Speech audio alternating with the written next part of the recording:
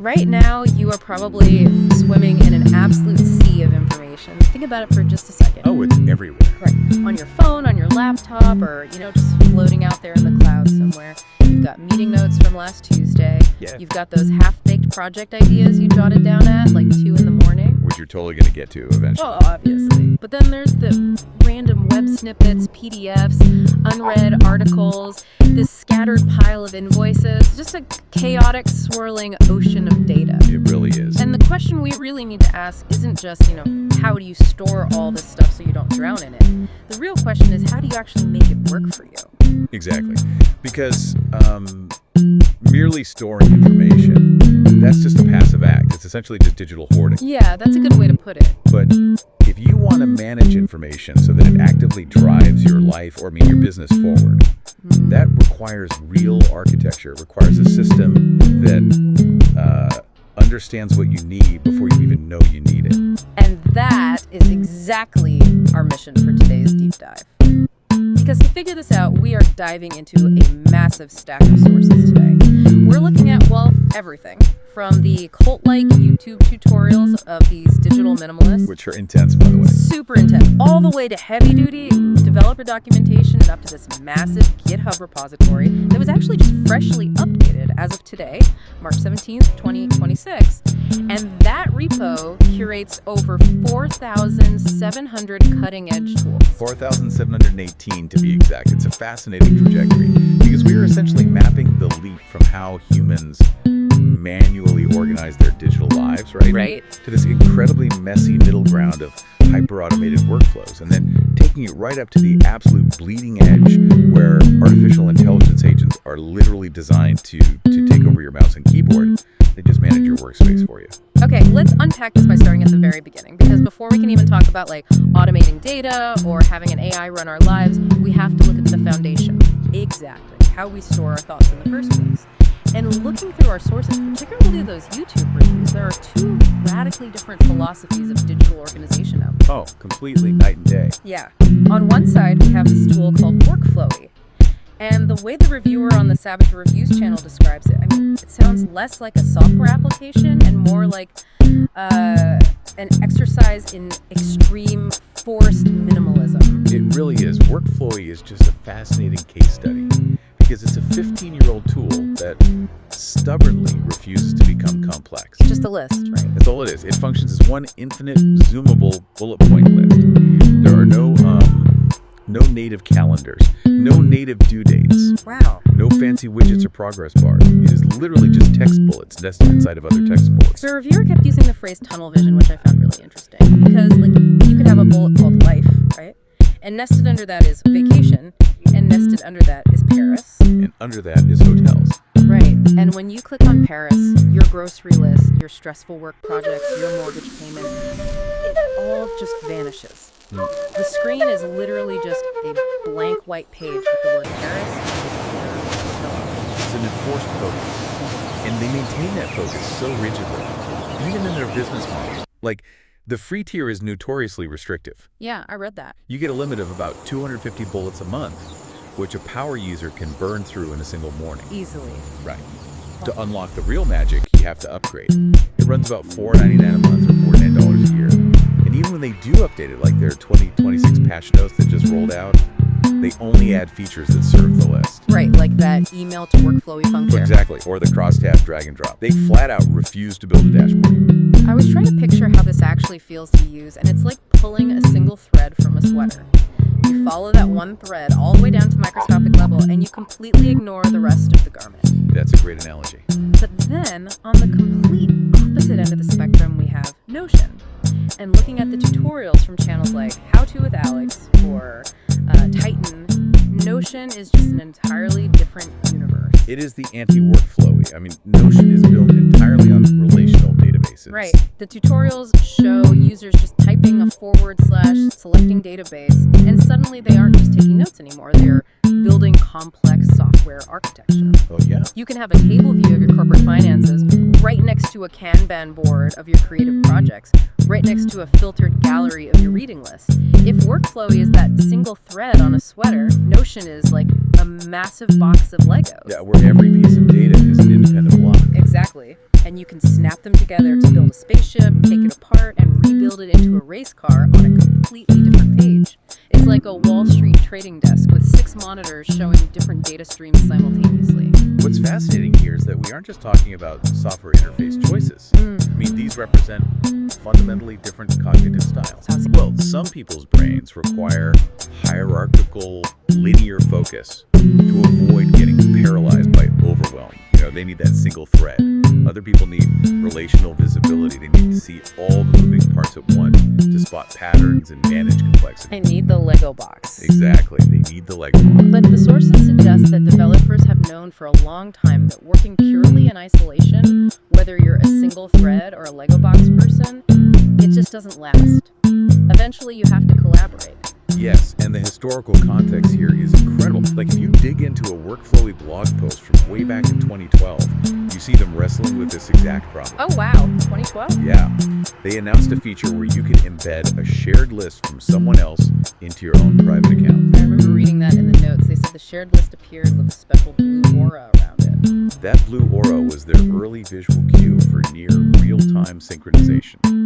So even 14 years ago, they realized that a microscope is great for individual focus, but terrible for team alignment. They were trying to solve the problem of, how do I maintain my hyper-focused tunnel vision view of my work, while perfectly syncing with the data you are constantly changing in your view of the work. So as your life or your business grows, manually updating these beautifully crafted Notion dashboards or, clicking through layers and layers of infinite workflowy lists, it starts to take up your entire day. You become a manager of the system instead of doing the actual work. Right. You end up managing the system, so you need these isolated tools to start talking to each other automatically. And that introduces the automation layer, the connective tissue between the apps. For a long time, the dominant force here was Zapier. Yeah, I've heard of Zapier. The promise was simple, right? You set up a visual zap so that when you create a new entry in a quick capture app like Zapier Notes, Zapier automatically pushes it over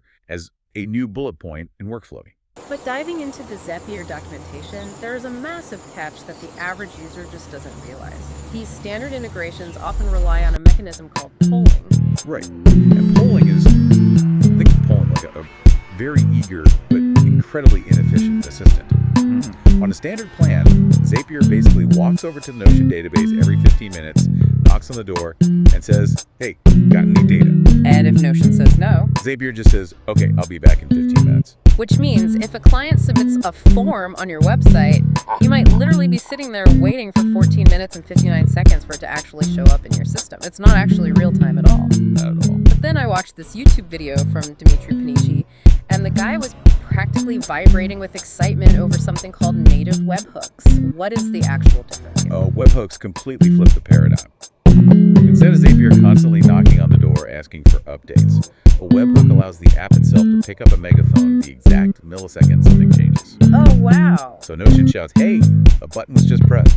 Here's the data. Go execute the next step right now. There is no waiting. Dimitri Panici showed exactly how powerful this is, too. He uses a platform called make.com to catch that webhook. Right. He showed his workspace for his content agency where he literally just clicks a single checkbox in Notion that says add content to calendar. And then, In a fraction of a second, the webhook fires, make.com catches it, and it instantly generates an entire tree of subtasks for his team. that's amazing. And in another example, he clicks a button and it automatically talks to Stripe or PayPal, generates a live financial invoice, and pastes the live URL back into his Notion page before he can even blink. It is a beautiful execution of the no-code dream. Yeah. The whole idea that anyone, regardless of their technical background, can visually string together powerful, instantaneous software automations just by connecting blocks on a screen. Okay, wait, I have to push back on this no-code dream for a second. Sure. Because as much as that sounds like magic, I was looking at this other tutorial from a source called Notion VIP. It was about using Zapier to automate Notion relations, which is really just linking two databases together. Right, relating the data. And suddenly, looking at this, I felt like I was looking at a computer science final exam. The visual drag-and-drop builder completely failed. It does happen. The tutorial literally tells the user they have to insert a code by Zapier module, write a custom JavaScript fetch snippet, make something called an HTTP PTH request to the Notion API and manually pass an internal integration token in the authorization headers. Yeah, that's a lot. If the whole promise of this movement is that anyone can automate their life without coding, why did our easy visual builder suddenly hit a brick wall just because I wanted to link a client's country to a form submission? It's a fantastic question, and it exposes the very real ceiling of the no-code movement. Visual builders are incredible at moving simple text from point A to point B. If you want to move the name John into a text box, no problem. Right. But Notion is a relational database. It doesn't just read the word Canada and inherently understand what a country is. Right. To the computer, it's just a string of letters. C-A-N-A-D-A. Exactly. To link John to the country's database, the system needs to map the relationship using an exact, complex alphanumeric ID that represents Canada in the backend. Visual builders really struggle to infer those underlying relationships without explicit coded instructions. So what exactly is that PowerTC request and the authorization header? Why can't Zapier just handle it? Well, think of a standard GIT request like asking a librarian to let you read a book. Easy enough, right? Sure. But a PowerTCH request is asking the librarian to hand you a bottle of whiteout and a pen so you can permanently alter a specific sentence on page 42. Oh, wow. It's a highly specific destructive action. Zapier's basic visual tool just isn't trusted with the whiteout. So you have to write that JavaScript to manually hand the Notion database a VIP badge. The integration token. That's your internal integration token in the authorization header. You are mathematically proving you have the security clearance to make that specific relational edit.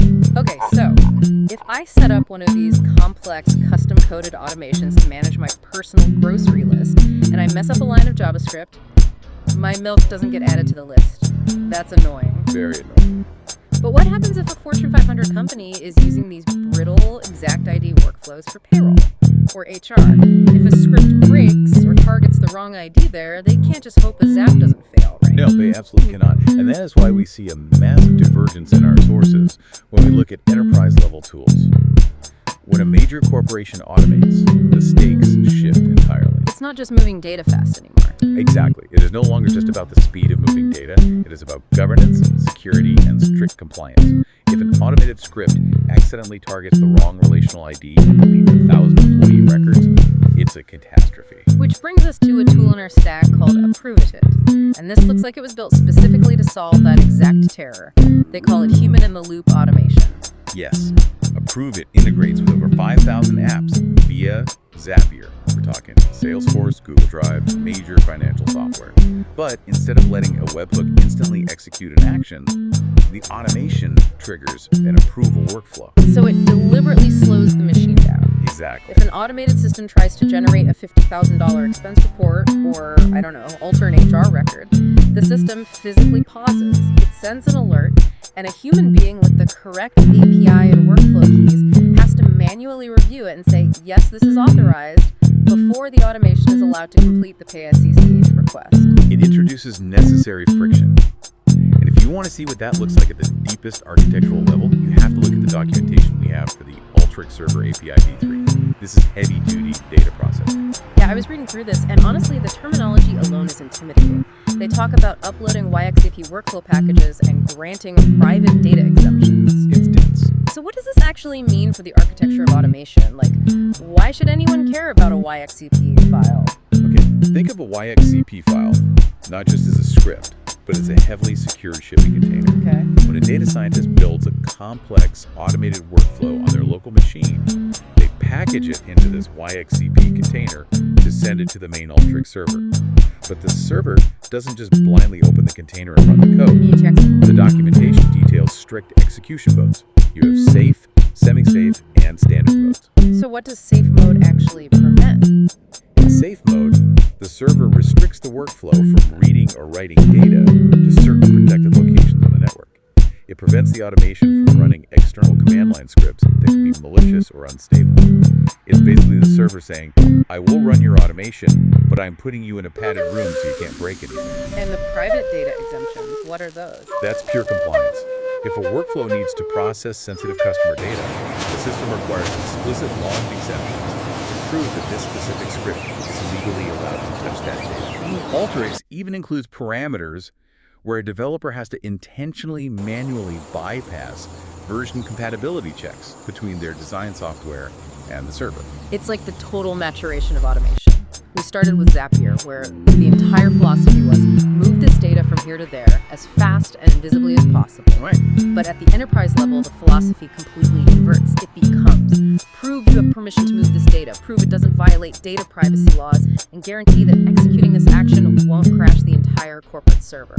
We are essentially teaching the machines not just how to do our work, but how to obey our complex bureaucratic rules. Which is the perfect jumping off point for the final phase of this evolution. Because teaching a machine to follow rigid rules is still just automation. The frontier we are standing on right now, the absolute bleeding edge, is handing the keys over entirely. We are moving from automation to autonomy. And this is where my mind was completely blown. I spent hours going through this GitHub repository.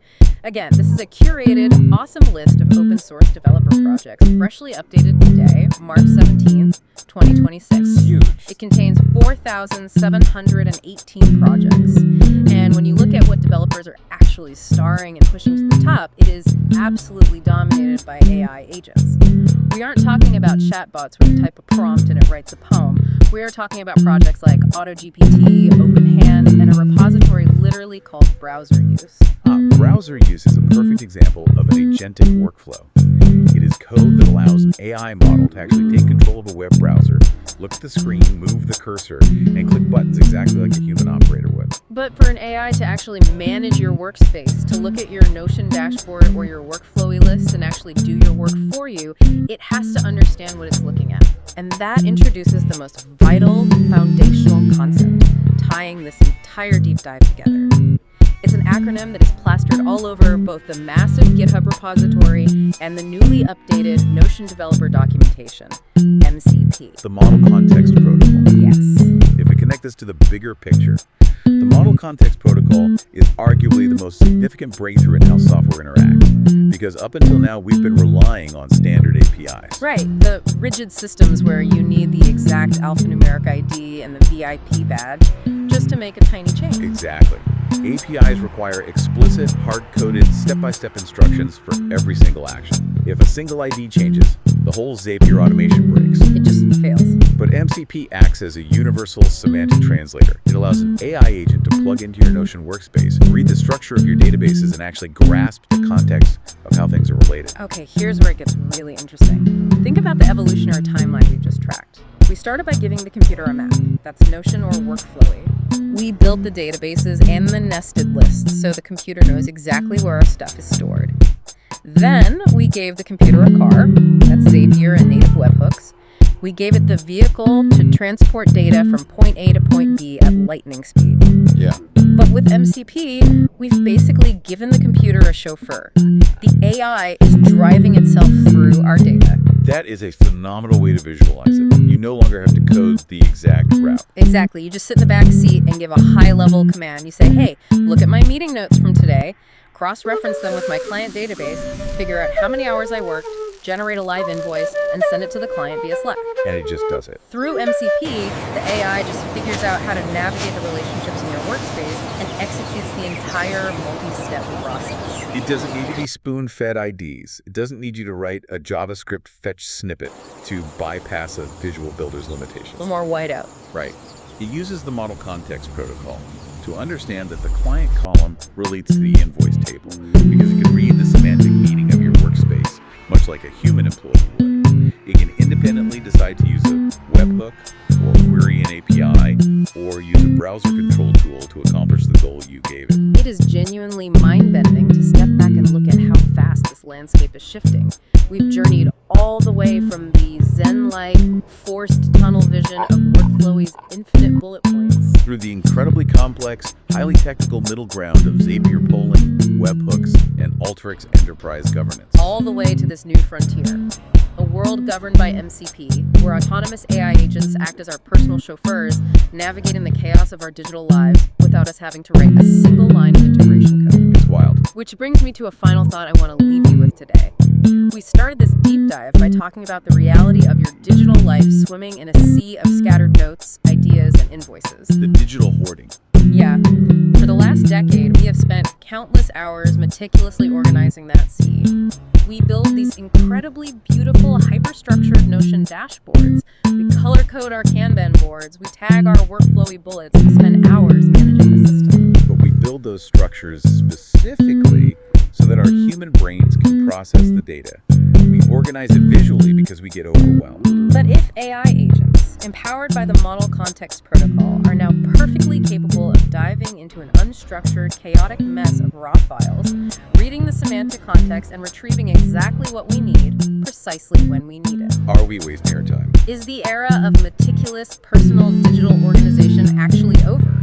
Are you currently wasting your time formatting your workspaces for a human brain when you should really just be tossing it all into the digital ocean and letting the AI chauffeur sort it out for you? It's a huge shift in perspective. It definitely is something to think about the next time you catch yourself spending an hour tweaking the color scheme on a database view. Until next time, keep diving deep.